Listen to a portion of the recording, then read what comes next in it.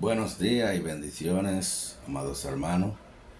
Ya hoy tenemos lo que es la tercera presentación de este curso, de esta clase de historia de la iglesia cristiana. Y en esta tercera parte vamos a hablar de lo que es la Edad Media o también llamada como la Era de las Tinieblas. Y esto comprende desde la caída de Roma en el 410, o sea, en el siglo V, hasta mediados del siglo XI. Y aquí vamos a ver entonces, en esta parte de la historia, todos estos siglos. Lo que quiero expresar es que, como todos sabemos, la historia de la iglesia cristiana es bastante amplia, unos 2000 años de historia que queremos tratar en estas 8 presentaciones. Sin embargo, sabemos que se quedan muchas cosas, pero ahí tenemos los libros de historia, más los libros que estamos usando del doctor Justo L. González, que es un historiador que podemos decir que es por excelencia, podríamos decir que el mejor de América Latina, a mi juicio. Entonces, todos estos periodos desde el siglo V o V hasta el siglo XI, tenemos 600 años de historia. Y la cronología que lo presenta el doctor Justo González en su libro de historia, vamos a ver solamente, vamos a ver un esquema, y luego de ese esquema vamos a hacer una breve introducción, porque 500 años de historia es bien difícil. Ahora, el doctor González en su esquema, él presenta aquí en esta era lo que es el bajo régimen de los bárbaros. Y bajo el régimen de los bárbaros existieron muchos reinos entre ellos.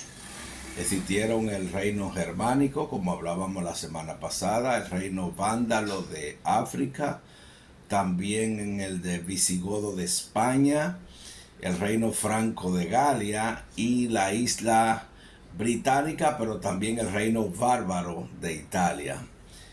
También podemos observar que en la vida, luego vemos la vida de San Benito, sus reglas, su desarrollo, y también para entrar, eso es el monaquismo benedictino, y ahí es que se desarrolla la vida de San Benito, por eso ese nombre.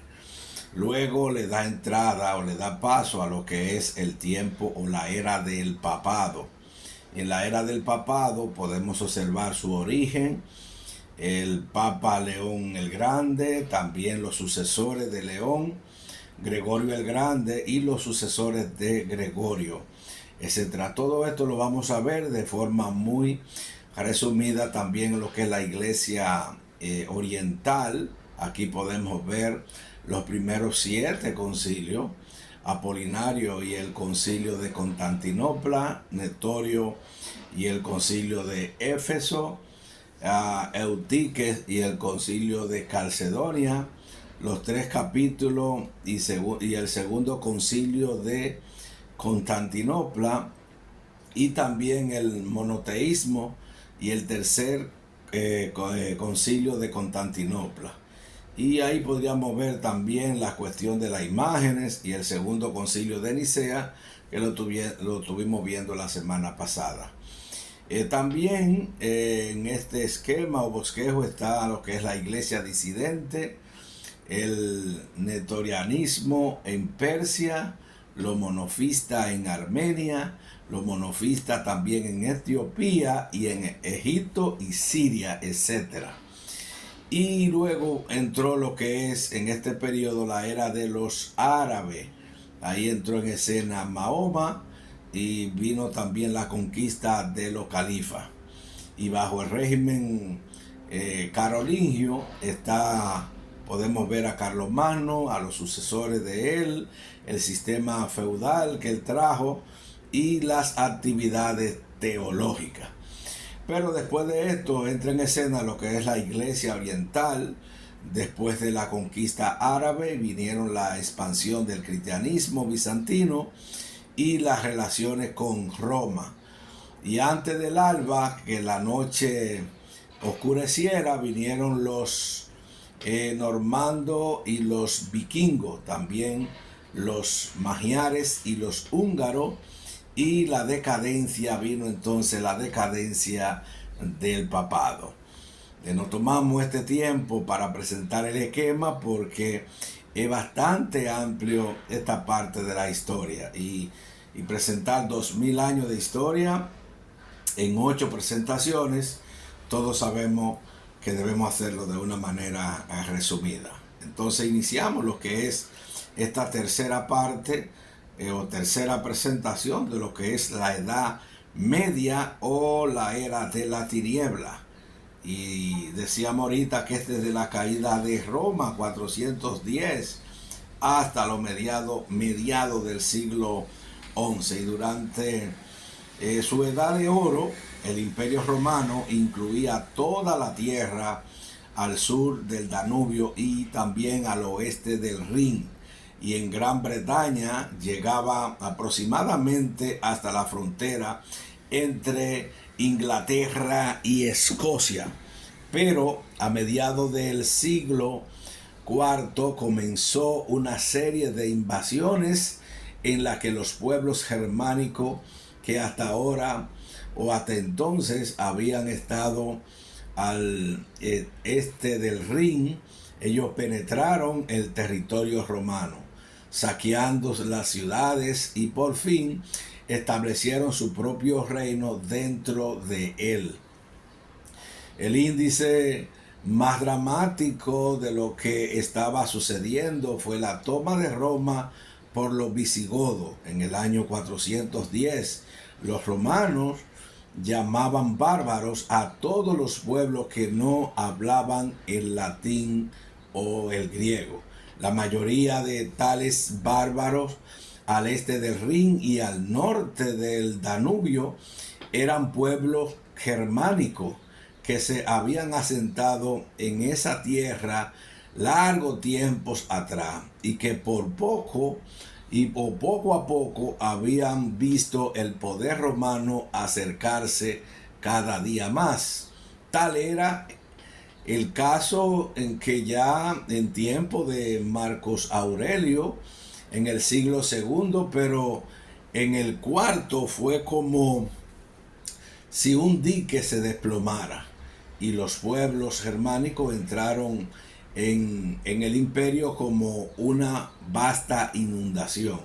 Algunos lo hicieron con el beneplácito de las autoridades romanas que le ofrecían tierra en territorio romano, y eso lo hacían a cambio de que defendieran ese territorio contra otros invasores. Los vándalos cruzaron el Rin ellos atravesaron lo que hoy se conoce como Francia y España, luego saquearon y destruyeron, que es donde viene nuestra palabra vandalismo, y por fin se asentaron en el norte de África, donde ya le hemos visto tomando a Hipona ya por el año 430, o sea, 20 años después. Desde África se tomaron hacia el norte, invadiendo la isla del Mediterráneo central, y llegaron hasta saquear a Roma en el año 455. Eran arrianos y los ortodoxos o nicenos que surgieron bajo su régimen. Y vemos que los francos eran paganos y se asentaron en la región de Francia, cuyo nombre se deriva de ellos.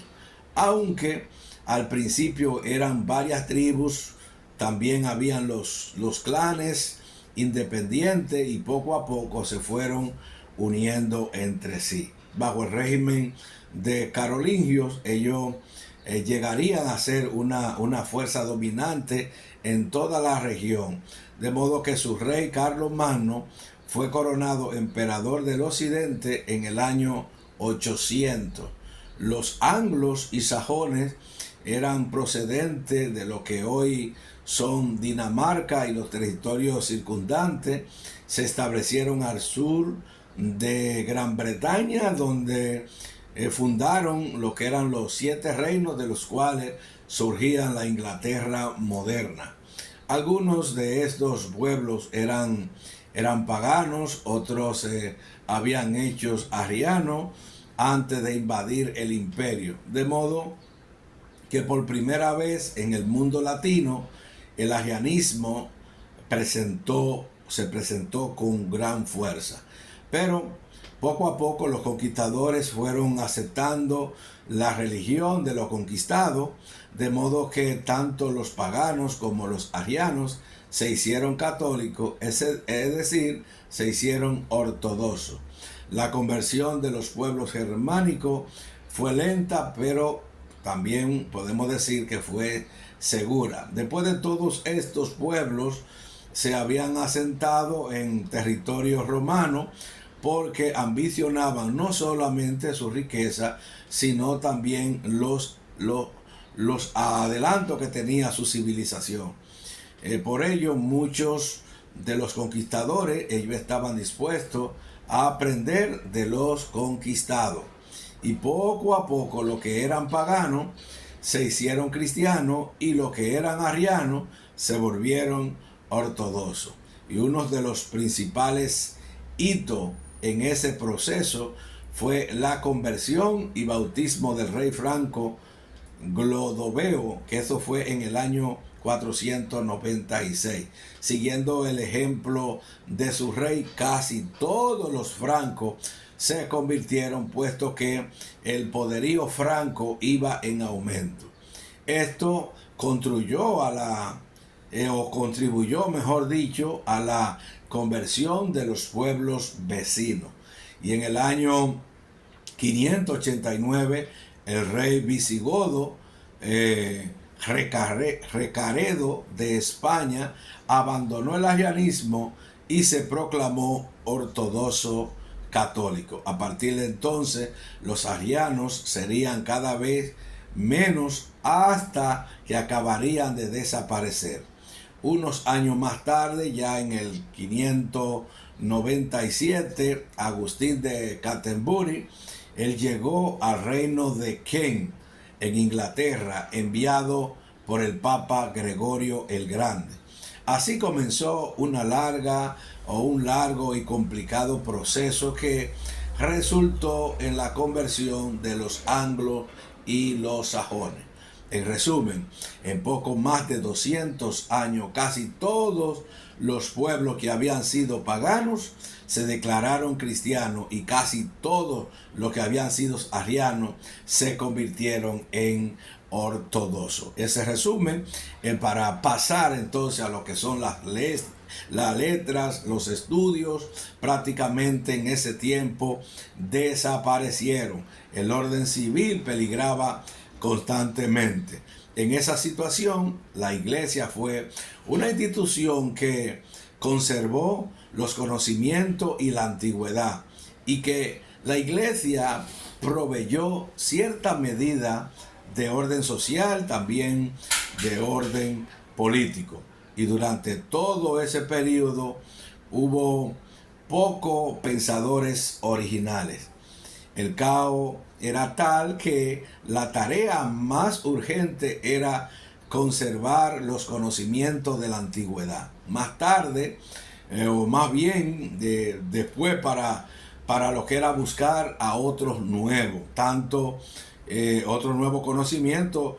Y aquí vemos que lo buscaron en lo que es la filosofía, pero también en la teología. Y todo lo que los mal letrados de ese tiempo pudieron hacer fue conversar con aquellos antiguos conocimientos, así como los libros que contenían. Esto llevó a una teología conservadora en la que se pensaba que los antiguos eran siempre lo mejor y que la innovación debía evitarse. Nos podemos dar cuenta en esta parte de la historia, y cuando iniciamos este curso, decíamos lo que decía un filósofo antiguo que conoce su historia, entonces va a repetir los errores que se cometieron. Y podemos ver aquí en la parte de la historia, en el día de hoy, muchas personas evitan las innovaciones. Lo desconocido siempre es incierto, eso es verdad, pero muchas veces hay que atreverse para bien. Entonces, ¿qué es lo que hizo en este tiempo? Que llevó a una teología conservadora. En ese tiempo, y todavía en este tiempo, se pensaba, y podemos decir que se piensa, que lo antiguo siempre es lo mejor, y nosotros sabemos que no es así. Y entonces que toda innovación o la innovación debe de evitarse. Luego vinieron lo que eran las violencias, que reinaba. Esta violencia era tal que la iglesia tuvo que intervenir para traer al menos cierta medida de paz. Pero al mismo tiempo, esa misma violencia y las antiguas costumbres de los pueblos germánicos le fueron dado nuevas formas a la fe. Mire cómo se fue desarrollando de todo este asunto dentro de lo que es la historia cristiana, y esto es lo que se llama, lo que fue llamado la germanización del cristianismo. Lo que resultó fue que un cristiano que adoraba a un Dios mayormente vengativo, cuya gracia era como los donativos que los grandes señores y líderes militares le hacían a su subalterno. Entonces podemos ver que desde el inicio este arrianismo, vamos a decir, esta corriente veía lo conocemos así hoy, en el Antiguo Testamento un Dios vengativo, y en el Nuevo Testamento entonces vemos un Dios de amor, y eso es lo que él veía. Y entonces por eso él tuvo que hacer un canon, y entonces se hace ese canon que no incluía el Nuevo Testamento, el Antiguo Testamento, porque él veía un Dios diferente al Dios que estaba viendo ahora. De igual modo, en el tiempo de violencia, como en aquello de la fe, se volvió más térrica, más enfocada hacia la muerte. El impacto de todo esto puede verse en lo que impactó el culto, y particularmente en la comunión. Y mientras que antes la comunión había sido una celebración enfocada hacia la resurrección de nuestro Señor y su triunfo final, que es como nosotros la enfocamos, por ejemplo, en esta semana, como ya hemos cerrado un trimestre en nuestra iglesia, en muchas iglesias se estaría celebrando este domingo lo que es la comunión, o lo que nosotros llamamos la Santa Cena. Por esta razón, y eso es lo que nosotros presentamos, la resurrección de Cristo, entre otras cosas. Entonces, la razón por la cual se celebraba sobre todo el domingo, el día de la resurrección de Jesús, ahora se volvió un servicio triste con tonalidad de fúnebre. Por eso nosotros vemos en el tiempo de Santa Cena, la persona habla muy poco, hay toda una tranquilidad, como si fuera un funeral. Sin embargo, para nosotros recordar la muerte de nuestro Señor Jesucristo, que se entregó a sí mismo por nosotros, todo lo que vamos a practicar en esta semana, o cuando lo vayamos a hacer, debe ser en forma de gozo, porque fue una gran victoria para todos nosotros que nuestro Señor Jesucristo entregara su vida, y nosotros lo podemos recordar porque también Él resucitó de entre los muertos. Entonces la fe se concentró en lo que era en los sufrimientos de Jesús y no en la victoria. Entonces por eso ustedes ven esa parte como de funeral, cuando nosotros debemos de enfocarnos en esa victoria triunfal. La comunión misma vino a ser un modo de ganarse el beneplácito de un Dios enojado. Para ello, es decir, para proveer cierta medida de orden social, de orden político, la iglesia contaba con dos instrumentos que se fueron acrecentando precisamente porque la situación existente lo hacía necesario, y es el monaquismo y el papado. Entonces aquí cuando entran todos los primeros monjes occidentales, ellos imitaron a sus congéneres de Egipto y también de Siria. Alabado sea el nombre del Señor. Pero la vida de aquellos anacoretas no se ajustaba ni al clima ni a la cultura del occidente latino, porque era totalmente diferente. En cuanto al clima, los duros inviernos presentaban un cuadro muy diferente de los desiertos de Egipto y también de Siria. Y en cuanto a la cultura, el occidente latino fue siempre más práctico que el oriente griego y más dado a lo que era la moderación. Repetidamente los papas usaron de los monjes benedictinos para ejecutar sus propósitos, y cuando uno de los dos aliados se corrompía a tal punto que se necesitaban reformarlo, frecuentemente fue del otro que salió el impulso reformador. Y el gran fundador del monaquismo occidental fue Benito de Nursia, quien por algún tiempo él llevó la vida de anacoreta solitario. Lo hizo eso por un tiempo, pero se convenció de que el propósito de Dios no era que se viviera en soledad, sino en comunidad y en servicio. La regla benedictina es exigente en dos elementos principales, pero en el resto se distingue por su moderación. También es exigente, es lo que se refiere a la permanencia y a la obediencia. Ahí ellos exigían la que se permaneciera, pero que también fueran obedientes. En este contexto, la permanencia quiere decir que quienes hacen voto monástico en una casa no puede dejarlo sino por orden del abad o abadesa. Eso era lo que ellos hacían.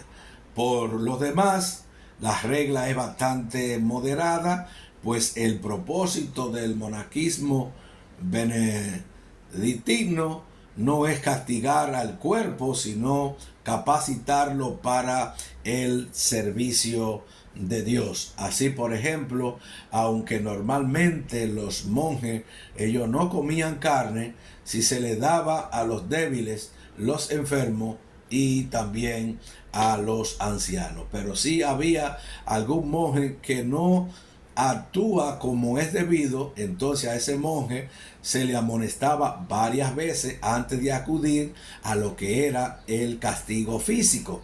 Y solo después de varias oportunidades, si el monje no parece componerse o alinearse, se le expulsaba del monasterio. Si regresa arrepentido, se le volverá a admitir, pues la expulsión no será definitiva, sino a la tercera vez. Todo lo que el monasterio tiene hace compartirse, porque esto lleva a compartir toda la vida. Pero siempre que no haya escasez, los monjes han de tener comida, vestimenta adecuada, así como todos los demás razonamiento razonablemente necesario. Ellos iban a tener lo que necesitaban. La vida de un monasterio bien puede resumirse en el lema ora et labora, ora y trabaja. El trabajo debía ser compartido por todos por igual. El trabajo físico no debía considerarse como indigno o inferior, sino como una oportunidad más para servir a lo que era la comunidad. Luego esta expansión recibió fuerte impulso cuando un abad benedictino de Roma, llamado Gregorio el Grande, vino a ocupar el papado. Gregorio se ocupó de fomentar lo que era la fundación de monasterios y al enviar a Inglaterra al Benedicto Agustín de Canterbury, él hizo llegar el movimiento hasta aquella tierra. Eso fue Gregorio el Grande. Luego vino la expansión en lo que es esta orden, ¿verdad? Para llamarlo así. Y entonces esta expansión recibió fuerte impulso cuando ese abad manda a Agustín a esas tierras. El papado tuvo sus altas, pero además, como todo, también tuvo sus bajas. Los dos papas más importantes durante este periodo fueron León I, 440 al 461, duró 21 años, y Gregorio I, 590 al 604, o sea 14 años, ambos conocidos como el Grande. Los dos se conocían como León y Gregorio como el Grande. Bajo ellos, bajo otros papas distinguidos, la iglesia pudo proveer ciertas medidas de orden a una sociedad que estaba en caos. Vimos el prestigio y la autoridad de los obispos de Roma dentro de lo que era la iglesia occidental, y había ido creciendo por algún tiempo. Originalmente la palabra papa sencillamente quiere decir papá. Y aquí que yo muchas veces entro en desacuerdo cuando los pastores toman ese mote de llamarle a los miembros hijos. Porque si yo le llamo hijo a los miembros, entonces ellos me van a llamar padre, papá. Entonces eso es muy delicado. Podemos ver el origen de esta palabra, papa, que quiere decir papá. Y por tanto, ese era el título cariñoso de respeto que se le daba a cualquier obispo distinguido. Pero ustedes saben que pasó luego ya ese nombre, entonces se queda originalmente como papa, pero poco a poco eso se fue renovando, sobre todo en la iglesia occidental para los obispos de Roma. El impacto, podemos entrar ahora a lo que es el impacto que tuvo el monaquismo benedictino, que fue enorme, puesto que para sus propias oraciones los monasterios necesitaban libros, y fueron los monjes ellos quienes se dedicaron a copiar y así a conservar no solo la escritura, sino también muchos de los escritos de la antigüedad. Los monasterios también sirvieron de escuela para niños, colocados por sus padres bajo su tutela y prometidos al monasterio como futuros monjes. A la falta de gobierno, alguien tenía que establecer el orden. La iglesia era la única institución capaz de hacerlo, y en esa tarea era natural que el obispo de la vieja capital tomara el timón. Esto se vio claramente durante el papado de León I el Grande, y en especial cuando el uno Atila amenazaba tomar a Roma. Pero esto no quiere decir que aún en tiempo de León el Grande toda la iglesia le reconociera como autoridad suprema. Índice de eso es el hecho que cuando León el Grande intervino en medio de las controversias teológicas que se discutieron más abajo, quienes defendían la posición contraria pudieron desentenderse de él, y León no pudo hacer más que protestar hasta que las circunstancias cambiaron. Entonces podemos ver los sucesores inmediatos de León, aunque en su mayoría hábiles, no pudieron alcanzar el mismo nivel de influencia que él tuvo hasta que en el año 590 entra Gregorio el Grande. Gregorio, a este sí, porque los dos, tanto León como a Gregorio, le llamaban el Grande, y él vino a ocupar el papado, pero ya en el año 590. Eran tiempos difíciles, los alimentos que antes se llevaban a Roma desde Sicilia y Egipto ya no estaban llegando, y los acueductos estaban destruidos y los canales de desagüe de los terrenos pantanosos tupidos. La invasión, luego viene entonces esa invasión árabe, al ponerle fin al régimen bizantino en la región, le permitió a los coptos, es decir, a los antiguos egipcios, a distinción de los griegos y de los romanos. Y eso fue para determinar su propia vida eclesiástica y también su postura teológica. Egipto, cuya ciudad principal era Alejandría, fue siempre un centro de asistencia contra las decisiones de Calcedonia. Y a mediados de este periodo tuvieron lugar los dos grandes acontecimientos: el avance armado del Islam y el surgimiento del imperio carolingio. Eso es entre el 630 y el 732, 100 años. El Islam aquí conquistó todo el territorio de los persas hacia el oriente, y luego la tierra bíblica hacia el norte, y toda la costa norte de África hacia el oeste.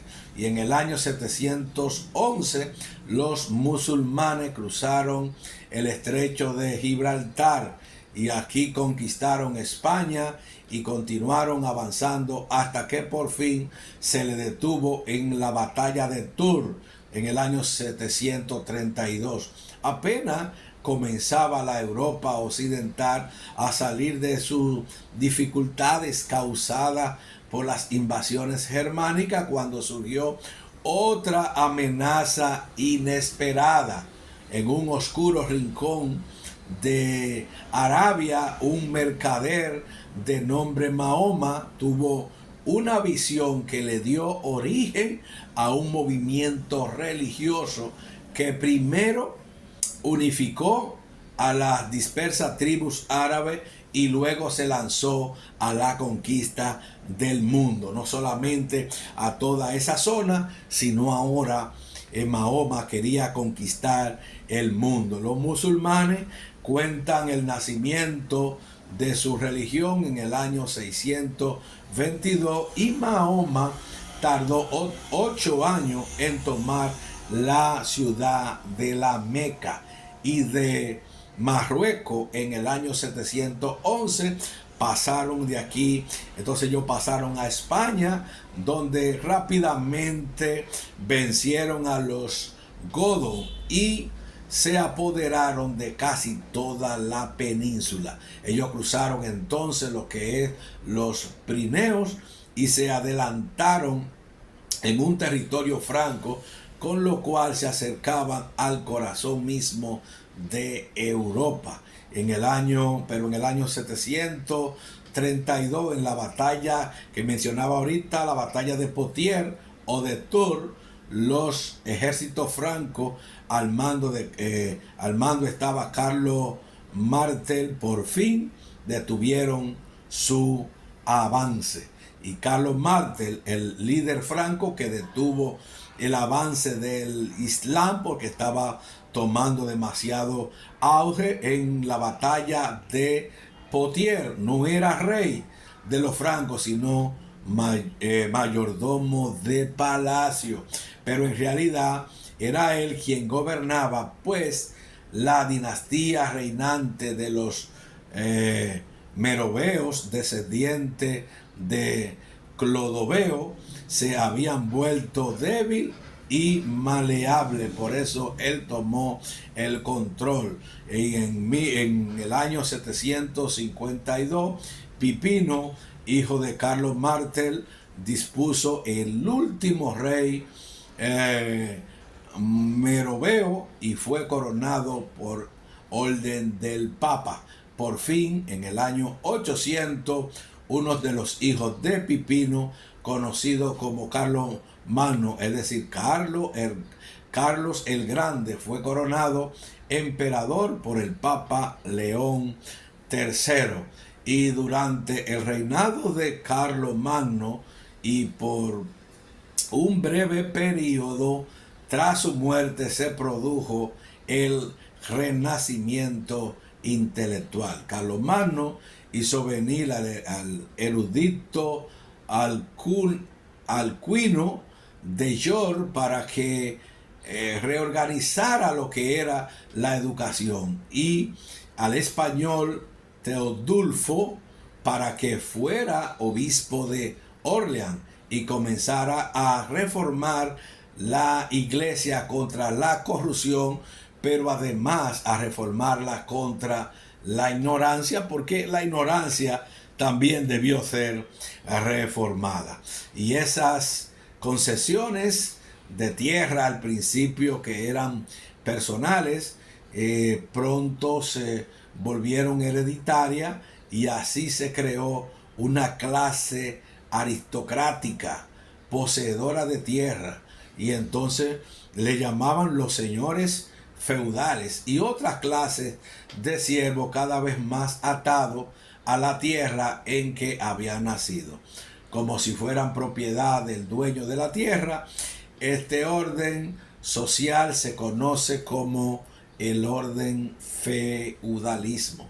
Mucho peores fueron los escandinavos, a quienes por venir del norte se le dio el nombre de normandos. Y al principio los normandos se limitaron a las costas de Inglaterra y del norte de Europa, donde frecuentemente atacaban monasterios en busca de botín, pero se fueron aventurado cada vez más lejos. Y los primeros papas, después del desmembramiento del imperio carolingio, pudieron usar de su autoridad y también de su prestigio para producir cierta medida de orden. En conclusión, tras el pontificado moderadamente positivo de algunos de sus candidatos, Enrique le ofreció el trono pontificio al obispo Bruno de Tula, quien se negó a aceptarlo hasta que el pueblo romano le eligiera. Y esto marcó el inicio de una nueva etapa en la vida de la iglesia. Dios le bendiga, amados hermanos y amigos, y todo aquello que van a ver o a escuchar este video. Y para la próxima semana nosotros estaremos tratando la alta edad media o la era de los ideales, que eso consta desde el siglo XI hasta el comienzo del descaimiento del papado en el 1303. 200 años de historia vamos a ver en la próxima